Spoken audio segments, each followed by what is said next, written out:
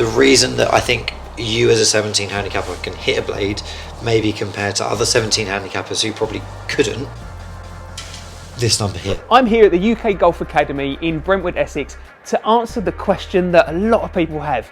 Can a 17 handicapper, that's me, actually hit a blade? Now, I currently use a Ping G Series game improvement iron, and I'm finding that I can carry it 150, but I can carry it 180 as well, and I will fly that 7-iron right over the back of the green. So, can I actually hit a blade? And will it do me any good? That's in a regular flex, so I've not had a lesson for a good kind of like 3 years. Unfortunately, having children got in the way of my golf a little bit. So I'm thinking I probably need a stiff flex anyway. I appreciate that left and right is my problem with the lessons, and no amount of club is going to fix an over-the-top swing and an inability to control the club face. I get that. Okay. But I'm just more curious in terms of that, what happens to distance control with a blade. With a blade when a 17 handicap has got his inconsistent strike, shall we say. I think that's worth having a little look. So I'll tell you what, why don't we just get some numbers down? No worries. And this is where we're recording. We shank them all over the place. Okay, it's an interesting start. How's the season been? Let's try a blade. So, any particular blades that have come to your attention? Honestly, I'm not really, because I'm not that tech savvy. No, not that I'm not that tech savvy. I'm not. I wasn't particularly blade curious, and only recently I've kind of got to that. There's so much stuff. So you've got what we would call your very traditional blade styles. So something like MB. Yeah. You know, this is Callaway MP, and the big thing really with a blade is going to be the style and the shaping. You know, mostly, if not all, blades are made out of a solid forged bit of metal. The Apex series has this sort of interchangeable weight that you can change. But they're very unforgiving in that respect. Loft wise, they've got a lot more loft than yours. So this is going to be 34 degrees as a 7-iron. Yours is something like 29, 30 degrees. So I'm going to expect distance wise to be a lot shorter. Right, let me just chuck you into a shot after. Definitely want to try something stiffer. So I'm going to go for Dynamic Gold. I know that I think I want to try something stiffer, but from the numbers as well, 100%. Kind of, so regular flex. If you're using regular flex and you're swinging at 89 miles an hour, then I think there could be some club head control issues there. You know, you could be struggling to feel where it is. I want to just try it. No, totally. So we're going to Dynamic Gold 115. Just so you're aware, I'm giving you probably one of the most unforgiving blades on the market. Perfect. That sounds good to me. That's a good extreme test. This is the extreme. The extreme of what a blade is. It looks lovely. Slightly intimidated by the size of the head. It feels a lot lighter, I'd say. I can't tell whether it maybe feels club head heavier, but I don't know. We'll see. But it definitely feels lighter overall.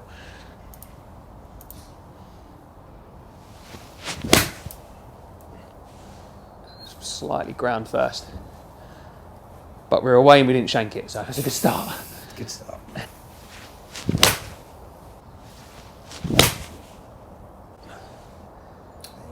That was lovely.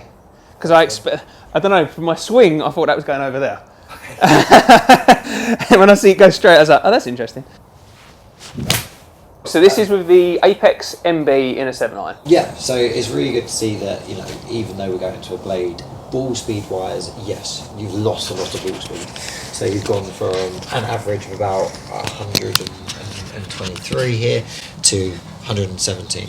Arguably, if I took out, you know, a couple of the bad shots here and there, we might just change some of the numbers. So your ball speed with your 7-iron might be 125, 126, and then this might be closer to the 120. But listen, we're not tour players, we're not going to hit it perfect every time. So that's a good representation of probably what a 17 handicapper is going to get. You know, the inconsistency there. But it's good to sort of to see that, you know, you can still hit a blade. That's kind of what I was wondering in terms of, hang on, am I going to see 120 carries, 130 carries from my poor strikes?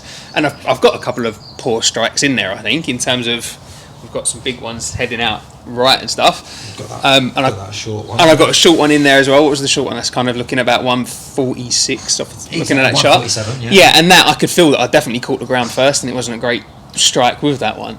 So I think that's encouraging for me to see that.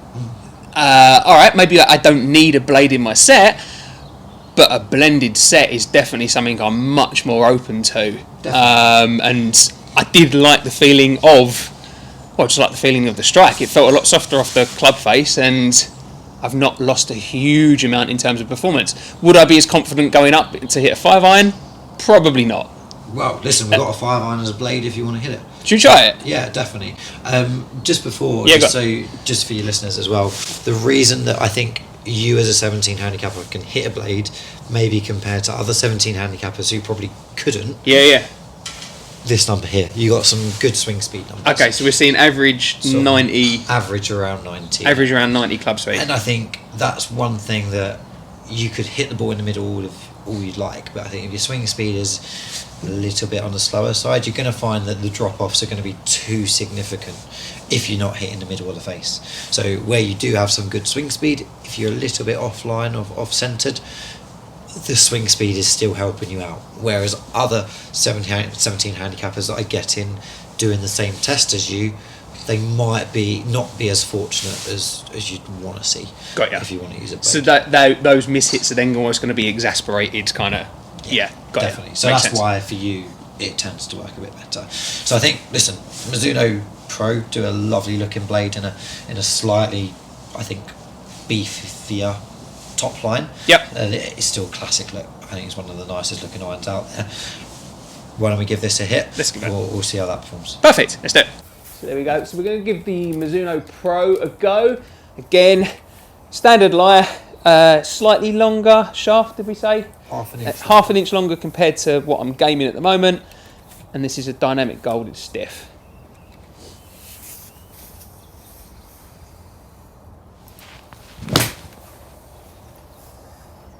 So nice. Oh, okay. No club in the world is going to stop them from happening. Oh, wear that on your fingers. That's really good. That felt lovely. That was heavy, but again, it's still done a lot better than I thought it was going to do.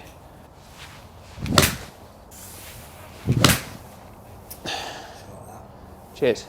How would you say it feels? I definitely prefer the feeling of the blade, especially when I'm catching them. They feel softer, and I suppose I'm feeling it almost more on the mishits as well, actually, in terms of I can feel when I'm further away from that sweet spot. Whereas I find with the Game Improver, I can ping one off the toe and still launch it and catch a flyer.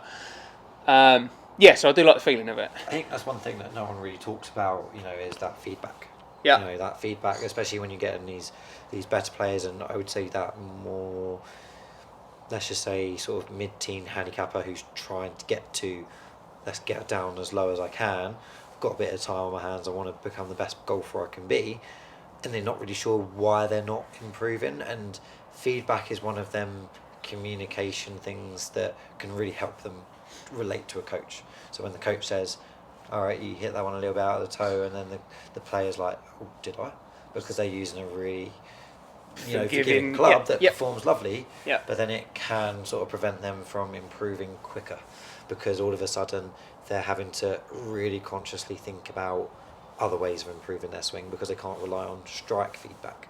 So that's one thing you're going to get. Ball speed wise, much better. We've gone a couple 125s, good couple 120s there. Same again, back up to that 170 carry compared to the Apex, where you can see that average sort of 160. There you go, we've got a couple of 170s there. So that's really, really good to see. Like I said, still blade, but something maybe a little bit more forgiving as a blade, not a purist blade. Yeah, so again, I think it kind of confirms what you said before in terms of it's not about handicap in terms of whether you can or can't hit a blade. It's in terms of the numbers that you're delivering, and for me, all right, I'm not amazing in terms of controlling it left and right, but I've got the speed on my side, which maybe is helping me more for as a 17 handicap. It wouldn't be a typical attribute for a 17 handicap. You know, I would be happy if I saw a 17 handicap hit a ball 130. Yep. You know, you're fortunate enough to have the swing speed to be getting a 170. So no, that's really good to see. So how about this as an interesting test? Because this isn't a full-blown fitting. I'll be coming back here and doing a proper we'll do fitting later. But if we've got, did you say we've got a 4-iron in a blade? Yeah, we've got T100, which would be arguably closer to that Mizuno Pro. Had a little bit more forgiveness there. Not a purist's blade as a 4-iron, and it would be interesting to see. Okay, how does that then relate to? Maybe have you got? I've got a 5. I've got a 5. I've got a 5. Do a comparison test there. Yeah, so let's hit my 5-iron in the Ping G Series Game Improver, and let's compare it against the 4-iron in the T100. Let's see what happens. Sounds like fun. I was kind of worried that we were going to do all this, and it goes, no, you can't hit a blade. Get out.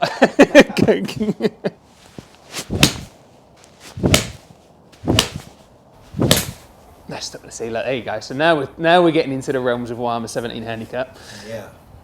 Because that's a lesson thing. That's a I haven't got time to practice because I've got a 1-year-old and a 4-year-old. I just need to manage that. I'm not going to fix that without lessons.